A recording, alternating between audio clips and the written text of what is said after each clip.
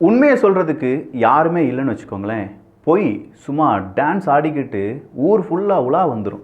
அதனால தான் அட்லீஸ்ட் நாமாவது கொஞ்சம் உண்மையை பேசலாமே அப்படின்னு சொல்லி இந்த சேனலை ரன் பண்ணிகிட்ருக்கோம். ஏகப்பட்ட வசவுகள், ஏகப்பட்ட மிரட்டல்கள், இதெல்லாம் தாண்டி உண்மை பேசுகிறது அப்படிங்கிறது கொஞ்சம் கஷ்டம்தான். ஏன்னா எனக்கும் குடும்பம்லாம் இருக்குது பாருங்கள்.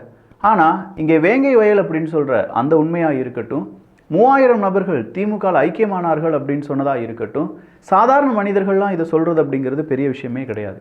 ஆனால் ஒரு கட்சியினுடைய தலைவர், நம்ம தமிழ்நாட்டினுடைய முதலமைச்சர் மு க ஸ்டாலின் அவர்கள் ஒரு வார்த்தையை பொதுவெளியில் வெளியிடுகிறார் என்றால் அதற்கு பின்னாடி இருக்கக்கூடிய உண்மைகளை கொஞ்சமாவது ஆராய வேண்டாமா நாம? அவர் கண்டிப்பாக உண்மையை தானே பேசுவார் விக்கி. அவர் பேசுகிறதுல நீ தப்பு கண்டுபிடிச்சிட்டியா, அவ்வளோ பெரிய அப்பா டக்கரா நீ அப்படின்னு கேட்டால் அவ்வளோ பெரிய ஆள்லாம் கிடையாது. சாதாரணமாக ஒரு உண்மையை உண்மையாக பார்க்கக்கூடிய கண்ணோட்டம் இருக்கக்கூடிய ஒரு மனிதன், அவ்வளோதான். அந்த உண்மையை வெட்ட வெளிச்சமாக்க வேண்டிய பொறுப்பு உங்களுக்கும் இருக்குது அப்படின்னு சொல்லி நான் நம்புகிறேன். இது ஆழமான அரசியல் சதுரங்கம்.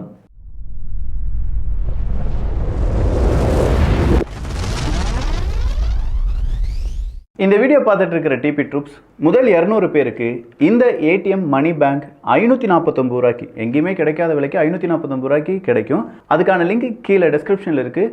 இதுக்கான கம்ப்ளீட் வீடியோ இந்த வீடியோனுடைய எண்டில் இருக்குது, பார்த்துக்கோங்க. தமிழ் மொழி, தமிழினம், தமிழ்நாடு ஆகியவற்றுக்கு திராவிட முன்னேற்ற கழகம் ஆற்றியிருக்கும் தொண்டினை உணர்ந்து வந்துள்ள 3000 பேரை வரவேற்று வாழ்த்தினேன். என்றும் திராவிடமே வெல்லும். இதனை வரலாறு சொல்லிக்கொண்டே இருக்கும். இங்க தமிழ் மொழி, தமிழினம், தமிழ்நாடு அப்படின்னு சொல்லி எல்லாத்திலும் தமிழ் வந்தபோது அடுத்ததாக வந்தது என்னன்னு பார்த்தீங்கன்னா திராவிடம். பேசுவதற்கும் மக்களை அலையாய் திரள வைப்பதற்கும் தமிழ் தேவைப்படும். ஆனால் ஒரு கட்டத்துக்கு மேலே ஒளிந்து கொள்வதற்கு திராவிடம் தேவைப்படும். அதுதான் இங்கே திராவிடமும் தமிழும் பேசப்படுகிறது. ஒன்று, திராவிடம் அப்படின்னு சொல்லும்போது திராவிடத்திற்கும், திராவிட மொழிக்கும், திராவிட இனத்திற்கும், திராவிட நாடு ஆகியவற்றுக்கு திராவிட முன்னேற்ற கழகம் அப்படின்னு சொல்லியிருந்தா கூட பரவாயில்லை. இங்கேயும் ஒரு கான்ஃப்ளிக்ட் உங்கள் முன்னாடி நான் சொல்கிறேன்னா, இங்கே நான் பேசக்கூடிய விஷயங்களை பாருங்களேன். தமிழ் தமிழ் தமிழ் அப்படின்னு பேசிட்டு கடைசியாக அதை முடிக்கும்போது அது திராவிடம் அப்படின்னு சொல்லி முடிப்பாங்க. அப்போ இந்த இடத்துல தான் ஒரு கான்ஃப்ளிக்ட் வருது. உண்மையாகவே தமிழர்களுடைய வரலாறு அப்படின்னு சொல்லும்போது இங்கே தமிழ் தானே பேசப்பட வேண்டும் அப்படின்னு சொல்லும்போது, இல்லைப்பா நம்மெல்லாம் திராவிடம், மலையாளம், கன்னடா, தெலுங்கு, நம்ம தமிழ், இது எல்லாமே சேர்ந்து தான் திராவிட மொழி அப்படின்னு சொல்லும்போது மீதம் இருக்கும் நபர்கள் அதே மாதிரி பேசுகிறாங்களாப்பா? மீதம் இருக்கும் கர்நாடகாவில் போய் நம்ம திராவிடம் சொல்ல முடியுமா? மலையாளத்தில் போய் நம்ம திராவிடம், நீ மலையாளி இல்லை, நம்ம திராவிட மொழியை பேசக்கூடியவர்கள் அப்படின்னு சொல்ல முடியுமான்னு கேட்டால் அதெல்லாம் முடியாது. அது ஒரு அரசியல், அது ஒரு மொழி அரசியலாக நம்ம பார்த்துட்டு அதை கொஞ்சம் தள்ளி நின்று வேடிக்கை பார்த்துட்டு இவர் சொன்ன இந்த 3000 பேரை வரவேற்று வாழ்த்தினேன் அப்படின்னு சொன்னார் பார்த்தீங்களா? இதை ஆர்கனைஸ் பண்ணது யார் அப்படின்னு பார்த்தீங்கன்னா நம்ம ராஜீவ்காந்தி அண்ணன். அதாவது நாம் தமிழர் கட்சியினுடைய முக்கியமான ஒரு பொறுப்பாளராக இருந்து அங்கிருந்து பிரிந்து திமுகவில் இணைந்து அதன் பிறகு பெயிண்ட் கான்ட்ராக்ட், அதன் பிறகு இப்போ மாணவர் அணி அப்படின்னு சொல்லி பெரிய பொறுப்புடன் இருக்கக்கூடிய ராஜீவ்காந்தி அண்ணன் அவர்கள், அவர் சார்பாக தான் 3000 பேர் வரவழைக்கப்பட்டிருக்கிறார்கள். சூப்பரான விஷயம் மிக்கி. ஆனால் இங்கே நாம் தமிழரிலிருந்து திராவிடத்திற்கு இல்லாட்டி திராவிட முன்னேற்ற கழகத்திற்கு வந்திருக்கிறார்கள் அப்படிங்கிற அந்த செய்தி எங்கேயாவது பரப்பப்பட்டதா அப்படின்னு கேட்டால் எல்லா இடங்களிலும் பரப்பப்பட்டது. Sun News, Sun TV, even Sun நியூஸில் இருக்கக்கூடிய லைவ் டெலிகாஸ்ட், இது எல்லாமே நாம் தமிழர் கட்சியை சார்ந்தவர்கள் 3000 பேர் திமுகவில் இணைந்தார்கள் அப்படின்னு சொல்கிறாங்க. எனக்கு திமுக மேலேயும் கோபம் இல்லை, நாம் தமிழர் கட்சி மேலேயும் அனுதாபம் கிடையாது. இங்கே உண்மை என்ன அப்படிங்கிறத பார்க்க போகிறோம். இதற்கு சில ஊடகங்கள், அது யூடியூப் ஊடகங்கள்னே வச்சுக்கோங்களேன், மெயின் ஸ்ட்ரீம் ஊடகங்கள்லாம் இதுக்கு ஒத்து வர மாட்டாங்க. அவங்களுக்கு தேவை கொஞ்சம் எலும்பு துண்டு, கொஞ்சம் அந்த மாதிரி டிஆர்பியாக இருக்கக்கூடிய நியூஸ், பெரிய அளவில் மக்கள் போராட்டம் வந்தால் மக்கள் சைடில் நிற்பாங்க, அவ்வளோதான். இப்போதைக்கு இருக்கக்கூடிய ஊடகங்கள், ரொம்ப ஊடகங்கள் இதை தான் செஞ்சிட்ருக்காங்க. வெகு சில ஊடகங்கள் மட்டும்தான் மக்களுக்காக உண்மையை பேசி கொண்டிருக்கிறார்கள். ஸோ இதில் நாம் தமிழர் கட்சியினுடைய பொதுவான ஒரு யூடியூப் எது அப்படின்னு பார்த்தீங்கன்னா சாட்டையை சார்ந்த கொஞ்சம் பேர் அங்கே போய் இன்டர்வியூ எடுக்கிறாங்க. அதில் அசிங்கப்பட்டான் சன் டிவிக்காரன் அப்படின்னு சொல்கிற ஒரு வீடியோவை நீங்கள் பார்க்கணும். சன் டிவிக்காரங்க அங்கே போய் கேட்குறாங்க, எந்த கட்சியிலேருந்து வந்தீங்க? நான் திமுகங்க. சார் நீங்கள் நாம் தமிழர் கட்சியிலேருந்து வந்ததா சொல்கிறாங்க. இல்லை நாங்கள் திமுகங்க அப்படின்னு சொல்கிறாங்க. சின்ன வயசுலேருந்து பார்த்து வளர்ந்ததுனால அம்மா அப்பா எல்லாம் தலைமுறையாக பார்த்துருந்தாங்க. பேச மறுக்கிறாங்க. நாம் தமிழர் கட்சியை சார்ந்தவர்கள் 3000 பேர் இங்கே வந்திருக்காங்க அப்படின்னு சொல்கிறத பேச மறுக்கிறாங்க.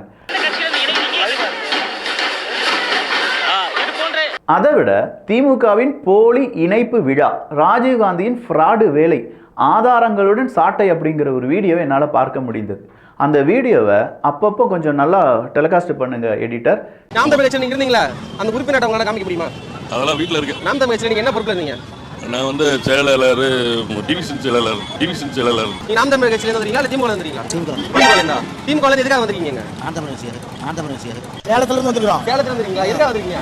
மீட்டிங் வந்தோம். எதுக்காக வந்தீங்க சார்? ஆர்ப்பாட்டமா என்னமோ சொல்லி எல்லாரும் எங்களை கூட்டிட்டு வந்தாங்க சார் ஒட்டுக்கா. ஆர்ப்பாட்டமா என்னமோ சொல்லி எல்லாரும் எங்களை கூட்டிட்டு வந்தாங்க சார் ஒட்டுக்கா. சாட்டை இதுக்கு நீங்க காப்பிரைட் போட மாட்டீங்கன்னு நான் நம்புறேன். ஸோ இந்த இடத்துல ஏகப்பட்ட பேர் பேசியிருப்பதை பார்த்துருப்பீங்க. நான் இங்கே வந்தேங்க, மீட்டிங்க்கு வந்தேங்க, நான் திமுக காரனே கிடையாதுங்க, நான் நாம் தமிழர் கட்சிக்காரனே கிடையாதுங்க, பொறுப்புனா நான் வந்து செயலாளராக இருக்கேன். இந்த மாதிரி ஏகப்பட்ட கப்சா, ஏகப்பட்ட ஃப்ராடு வேலைகள். அவங்க கூப்பிட்டுட்டு வந்தாங்க, வந்தோம், பைசா தரேன்னு சொன்னாங்க, சாப்பாடு தரேன்னு சொன்னாங்க, எதுவுமே கிடைக்கல அப்படின்னு சொல்ற பார்ட்டி. சரி, வந்ததுக்கு காசு கொடுத்தாங்களாமா? காசு கொடுக்குறேன்னுங்கிறாங்க, சாப்பாடு தரேன்னுங்கிறாங்க. நான் சாப்பாடு வரல, வண்டி வரல, எதுவுமே வரல, ரோட்ல வந்து நிக்கிறோம். இல்லைப்பா என்னன்னே தெரியாது, நான் ஊட்டிலேருந்து வந்திருக்கேன், வந்தால் 400 500 தாரேன்னு சொன்னாங்க அப்படின்னு சொல்லி வந்திருக்கக்கூடிய இளைஞர்கள். அப்போ இப்படிப்பட்டவங்களை கூப்பிட்டுட்டு வந்து 3000 பேரை நாங்கள் இணைத்து விட்டோம் பார்த்தீர்களா அப்படின்னு சொல்கிறதுல என்ன இருக்குன்னு தெரியலை. சீரியஸாக சொல்கிறேன், என்ன மதிப்பு இருக்குன்னு தெரியலை. இங்கே இருக்கக்கூடிய சிக்கல் உண்மையாக சொன்னால் மக்கள் ஏற்றுக்கொள்வார்களா இல்லையா அப்படிங்கிறத விட, பொய்யை பிரம்மாண்டமாக சொன்னால் மக்கள் ஏற்றுக்கொள்வார்கள் அப்படிங்கிற மனநிலைமையில் அரசியல்வாதிகள் இருப்பது தான். பிரம்மாண்டமான பொய்கள் நம்பப்படுகின்றன, ரொம்ப முக்கியமான உண்மைகள் நிராகரிக்கப்படுகின்றன. இங்கே பிரம்மாண்டமான பொய், பிரம்மாண்டம்னா என்ன? 3000 பிரம்மாண்டம். பொய் என்ன? அங்கே இந்த கட்சியை சார்ந்தவங்க இந்த கட்சிக்கு வந்துட்டாங்க, அது முழுக்க முழுக்க பொய்.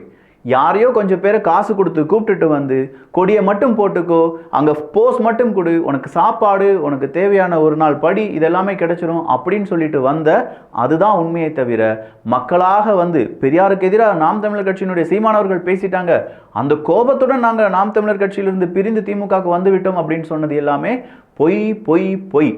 பொய்யின் கூடாரமாக இருக்கும் ராஜீவ்காந்தி அவர்களுடைய கட்சியே, ராஜீவ்காந்தி அண்ணன் இருக்கக்கூடிய கட்சியை திமுக என்ன ராஜீவ்காந்தி அண்ணனுக்கு எழுதி கொடுத்துருக்காங்க, அண்ணன் அதை பார்த்து திருந்திக் கொள்வார் அப்படின்னு சொல்லி நம்ம நம்புவோம்.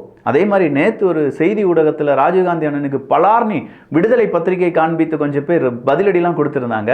அதையும் இன்னைக்கு வலையொலி அவரெல்லாம் பதிவு பண்ணியிருக்கார், மகிழன் அவர்கள்லாம் பதிவு பண்ணியிருக்காரு. அதெல்லாம் போய் பார்த்துட்டு வந்தீங்கன்னா, ராஜீவ்காந்தி அண்ணன் என்ன இந்த ட்விட்டர்லேருந்து பிளாக் பண்ணியிருக்கீங்களானே, அதையாவது எடுத்து விடுனே அப்படின்னு சொல்கிற அளவுக்கு நான் கோரிக்கையை வைத்துக் கொள்கிறேன். இல்லை விக்கி, உனக்கு ஏன் இந்த ராஜீவ்காந்தி அவர்கள் மேலே ரொம்ப பெரிய கோபம்? சத்தியமாக தனிப்பட்ட வகையில் எந்த கோபமும் கிடையாது. ஆனால் இந்த பொய் பிராடு வேலையெல்லாம் செஞ்சுக்கிட்டு பதவிக்காக இப்படிலாம் ஒரு பெரிய அளவில் பகடை காய்களாக சில நபர்களை மாற்றி நான் மட்டும் முன்னேற வேண்டும் அப்படின்னு நினைக்கக்கூடிய சக்திகள் அரசியலில் இருந்தார்கள் என்றால் நிச்சயமாக அது மக்களுக்கு பிரச்சனையாகத்தான் மாறும். நாளைக்கு அவங்க மக்களை பற்றிலாம் யோசிக்க மாட்டாங்க. பெயிண்ட் கான்ட்ராக்டர் கிடைக்குதா, பஸ் கான்ட்ராக்டர் கிடைக்குதா, எங்கேயாவது கான்ட்ராக்டர் கிடைக்குதா, ஓகே லாபம் பார்த்தோமா அப்படின்னு சொல்லிட்டு போயிட்டே இருப்பாங்க. அது ராஜீவ்காந்தி அண்ணன் நான் சொல்லலை, பொதுவாக எல்லாரையும் நான் சொல்கிறேன். அடுத்ததாக இங்கே இருக்கக்கூடிய இன்னொரு முக்கியமான விஷயம் என்ன அப்படின்னு பார்த்தீங்கன்னா, விடுதலை சிறுத்தை கட்சி திமுக காரனாவே மாறிவிட்ட திருமாவளவன் அவர்கள் இதை பதிலடியாக என்ன வந்தாலும் சரி இதை சொல்லிடலாம். ஏன்னா கடைசியாக ஒரு வருஷத்துக்கு முன்னாடி வேங்கை வயல் பிரச்சனை 2022 நடக்குது. 2023 அவர்கிட்ட கேட்கும்போது அவர் சொல்கிற வார்த்தை, எங்களுக்கு அரசாங்கத்தின் மீது எந்த விதமான பிரச்சனையும் கிடையாது, காவல்துறை அதிகாரிகள் மீது எங்களுக்கு எந்த விதமான கோபமும் கிடையாது, இதில் அரசாங்கம் தலித் மக்களுக்கு எதிராக எதுவுமே செய்யவில்லை, எல்லாமே சூப்பராக செஞ்சுட்டு இருக்காங்க அப்படின்னு சொல்லி இதே திருமாவளவன் அவர்கள் பேட்டி கொடுக்கிறார். சில வழக்குகளில் நிர்வாக சிக்கல் இருக்கலாம், விசாரணையில் எதுவும் வந்து அவங்களுக்கு இன்னும் உறுதிப்படுத்தப்படாத தகவல் இருக்கலாம். அதனால வந்து அரசு வந்து தலித் மக்களுக்கு எதிராக இல்லை. ஏன்னா வேங்கை வயல்ல ஒரு வருடம் கழிந்தும் உண்மையான குற்றவாளியை கண்டுபிடிக்க முடியவில்லை அப்படிங்கிற அந்த கேள்வி அவரிடம் வைக்கப்படுகிறது. உடனே திருமாவளவன் அவர்கள் கேட்கிறாரு, ஏன்னா உடனே குற்றவாளியை கண்டுபிடிக்கணுமா, உண்மை குற்றவாளியை கண்டுபிடிக்கணும் அப்படின்னு ஏதாவது கெடு இருக்கா, மெதுவாக கண்டுபிடிக்கட்டுமே அப்படின்னு சொல்றாரு. உண்மை குற்றவாளியை கண்டுபிடிக்கட்டும், பொறுமையா பேருந்து, அதுல என்ன அவசரம், ஏதாவது காலக்கெடு ஏதாவது இருக்கா? சூப்பரா இருக்குண்ணே. இன்னைக்கு ஒரு தொட்டியில் மலம் கலந்தவன் நாளைக்கு 10 தொட்டியில் மலம் கலந்துருவான். அதுவரையும் நம்ம பார்த்து வேடிக்கை பார்த்துக்கிட்டு மெதுவாக பிடிக்கட்டுமே, 10 வருஷம் கழிஞ்சு பிடிக்கட்டுமே, 20 வருஷம் கழிஞ்சு பிடிக்கட்டுமே. எங்க இவ்வளோ பெரிய வேலை. அதாவது நீதி அப்படின்னு ஒன்று இருக்குது பார்த்தீங்களா, அந்த நீதி வந்து ரொம்ப நாள் டிலே பண்ண நீதி அப்படிங்கிறது கிடைக்காததுக்கு துல்லியம் அப்படிங்கிறதெல்லாம் நம்ம படிச்சிருக்கோம். 1000 குற்றவாளிகள் இங்கே தண்டிக்கப்படாமல் போகலாம், ஆனால் ஒரு நிரபராதி கூட தண்டிக்கப்படக்கூடாது அப்படின்னு சொல்கிற சட்டத்தை சார்ந்தவங்க நாம. அப்படிப்பட்ட நீங்கள் இப்படி பேசலாமா? எவ்வளோ நேரம் வேணாலும் அதுக்குன்னு எக்ஸ்பைரி டேட்டாக இருக்குது குற்றவாளியை கண்டுபிடிப்பதற்கு. இன்றைக்கி வச்சாங்கல்ல தமிழ்நாடு அரசாங்கம் ஒரு பெரிய குற்றப்பத்திரிகையை CBCID கொடுக்குறாங்க. இதே சிபிசிஐடி ஒரு சில தினங்களுக்கு முன்னாடி எங்களுக்கு இதை சமர்ப்பிப்பதற்கு கால அவகாசம் வேண்டும் அப்படின்னு கேட்குறாங்க. அடுத்த நாளே இந்த மூவர் தான் குற்றவாளி அப்படிங்கிறத அறிவிக்கிறாங்க. இந்த 3 நபர்களையும் காவல்துறை அதிகாரிகள் மிரட்டியதாக கடந்த ஒரு சில வருடங்களாகவே பிரச்சனைகள் அப்படிங்கிறது இருந்துட்டு இருக்கு.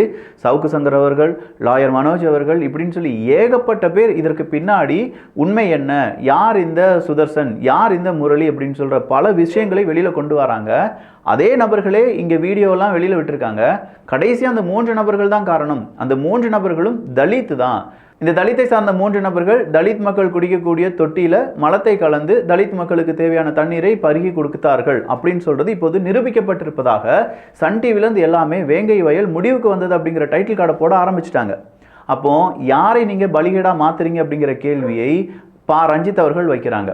உண்மையிலேயே இதை தலித் தான் செஞ்சிருக்கணுமா? நீங்க யாரையோ காப்பாற்றுறதுக்கு அங்க இருக்கக்கூடிய 3 நபர்களை பலிகேடா மாத்திட்டீங்க அப்படின்னு சொல்லும்போது உடனடியாக திருமாவளவன் அவர்கள் வந்து சொல்றாங்க, நாங்க போராட்டத்தை அறிவிக்கிறோம் அப்படின்னு சொல்லி விசிக்கு அறிவிக்கிறாங்க. உண்ணாவிரத போராட்டத்தை அறிவிக்கிறாங்க. 2 விசிகாவை சார்ந்தவங்களை கைது பண்றாங்க. சார் சார் சார் பார்த்து எஜமான் கோச் கிட போறாரு சார் அப்படின்னு சொல்ற அளவுக்கு நம்முடைய மென்டாலிட்டி இருக்கு. ஏன்னா போன வருஷம் தானே சார் தலித்துக்கு எதிராக அரசாங்கம் எதுவுமே செய்யலன்னு சொன்னீங்க. இப்போ திடீர்னு வந்தா மக்கள் கோபப்படுவாங்க, தலித்தினுடைய ஒட்டுமொத்தமான ஓட்டும் விசிகாவுக்கு கிடைக்காம போயிடும், நாம திமுகவினுடைய மொத்த உறுப்பினராகவே மாறிவிட்டோம், திமுகவினுடைய SC/ST பிரிவாக விசிகா மாறிவிட்டது அப்படிங்கிறத மக்கள் உணர்ந்து கொள்கிறார்கள். மக்களுக்காக நம்ம இப்போ போராடலைன்னா 2026 தேர்தலில் விசிகாவுக்கு பெரிய இழப்பு வரும், நம்ம சமுதாய மக்களே நம்மளை மதிக்க மாட்டாங்க அப்படின்னு சொல்லி ஒருவேளை திருமாவளவன் அவர்களுக்கு இப்போது சின்னதாக பொறி தட்டி இருக்கலாம். அதனால கூட இந்த போராட்ட அறிவிப்பை கொடுத்த உடனே அவர் மறுபடியும் போய் சொல்றாரு, வர்ற 27ஆம் தேதி நான் முதலமைச்சரை சந்தித்து வேங்கை வயல் பற்றியான விசாரணைக்கு மறுபடியும் நாங்கள் ஐடியா கொடுப்போம், அவர்கிட்ட கோரிக்கை வைப்போம் அப்படின்னு சொல்றாங்க. இல்லை, இது 2 வருடமாக நடக்கக்கூடிய பிரச்சனை. இப்போ முதலமைச்சர் மு.க. ஸ்டாலின் அவர்கள் இது நேரடி அவருடைய கட்டுப்பாட்டில் இருக்கக்கூடிய காவல்துறையால் சப்மிட் செய்யப்பட்டு மறுபடி சிபிசிஐடால் உறுதி செய்யப்பட்ட ஒரு அறிக்கை. மறுபடி நீங்க மு.க. ஸ்டாலின் அவர்கள்ட்ட போய் என்ன சொல்லுவீங்க? 2 வருடமா மு.க. ஸ்டாலின் அவர்கள் பார்த்து அதை சரி பார்த்து வேங்கைவயல் பிரச்சனை இவ்வளவு பெருசா இருக்கு அப்படின்னு சொல்லி மக்கள் எல்லாம் பேசின இதுல ஒரு குற்றப்பத்திரிகை தாக்கல் செய்யறாங்க. அதுல 3 நபர்கள் குற்றவாளிகள் அப்படின்னு சொல்லப்படுது. இதை நீங்க மறுபரிசீலனை செய்யணும் அப்படின்னு நீங்க சொல்றது எந்த விதத்தில் நியாயம் அண்ணே? புரியல. இவ்வளோ நாள் அவங்க குற்றப்பத்திரிக்கை சப்மிட் பண்ணுற அளவுக்கு நீங்கள் அதை கேட்கவே இல்லை. இப்போ கேட்ட உடனே அவங்க மாற்றி இல்லை நாங்கள் மறுபடியும் விசாரணை செய்வோம் அப்படின்னு சொல்லிடுவாங்களா? அப்போ 2 வருடங்கள் நடந்த விசாரணையில் 3 நபர்கள் குற்றவாளி அப்படின்னு சொல்லி குற்றப்பத்திரிக்கை சப்மிட் பண்ண அந்த காவல்துறை அதிகாரிகள் சிபிசிஐடிலாம் என்ன அவ்வளோ பெரிய அரசியலுக்காக ஏமாற்றப்படக்கூடிய நபர்களா இப்படின்னு சொல்கிற ஏகப்பட்ட கேள்வி வருதுல்ல. இதுக்கெல்லாம் திருமாவளவன் அவர்கள் பதில் சொல்ல மாட்டார். காரணம் என்ன? திமுக கோவிச்சுக்கிடும். கிடைக்கிற 2 சீட்டும் கிடைக்காம போயிருச்சுன்னா, சார் இப்படிலாம் இருந்தீங்கன்னா உண்மையே சொல்கிறேன், விசிகா எவ்வளோ பலமாக இருந்தது தெரியுமா? இன்னைக்கு விசிகாவை பற்றி எல்லாருமே கேலி கிண்டல் பண்ண ஆரம்பிச்சிட்டாங்க. விடுதலை சிறுத்தை கட்சி விழுப்புரம் சிதம்பரம் கட்சியாக சுருங்கிய போதே எல்லாருமே கேலி கிண்டல் பண்ணாங்க. பட் இப்போ மறுபடியும் 2026 தேர்தலுக்காக பெட்டி பெட்டியாக ஏதோ வாங்கிட்டு திருமாவளவன் அவர்கள் எதுவுமே சொல்லாமல் இருக்கார் அப்படிங்கிற விமர்சனத்தை முன்வைக்கிறார்கள்.